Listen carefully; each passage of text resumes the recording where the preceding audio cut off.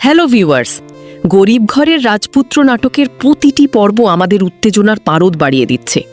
যে রাতুল একসময় মেঘলাকে অবহেলা করেছিল, আজ সে নিজেই মেঘলার কাছে অসহায়। আগামী পর্বে কি এমন রহস্য উন্মোচন হতে চলেছে যা রাতুলের জীবনকে পুরোপুরি এলোমেলো করে দেবে? আজকের ভিডিওতে আমরা সেটাই জানাবো। নাটকের শুরুতেই আমরা দেখেছি মেঘলা একসময় খুব সাধারণ অবস্থায় ছিল, কিন্তু সময়ের চাকা ঘুরেছে। আজ মেঘলা বড় একটি কোম্পানির মালিক।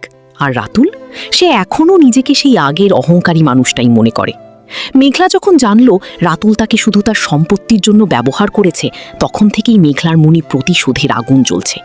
সে কৌশলে রাতুলের সব প্রজেক্ট বন্ধ করে দিয়েছে, আর রাতুল এখন ক্যারিয়ার বাঁচানোর জন্য মেঘলার অফিসের দাঁড়িয়ে দাঁড়িয়ে ঘুরছে। এবার আসা যাক সব থেকে বড় চমকে।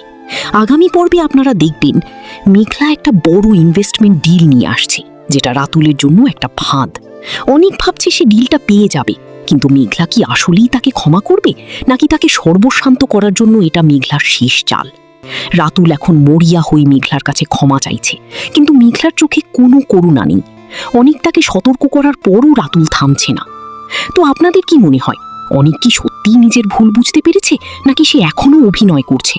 মেঘলার পরবর্তী পদক্ষেপ কি হওয়া উচিত বলে আপনারা মনে করেন? কমেন্ট করে অবশ্যই জানান। আর হ্যাঁ, এই নাটকের নতুন পর্ব দেখার জন্য চোখ রাখুন আমাদের চ্যানেলে, কারণ খুব দ্রুতই আসছে পরবর্তী এপিসোড। ভিডিওটি ভালো লাগলে লাইক দিন এবং আমাদের চ্যানেলটি সাবস্ক্রাইব করে বেল আইকনটি টিপে রাখুন। দেখা হবে আগামী ভিডিওতে।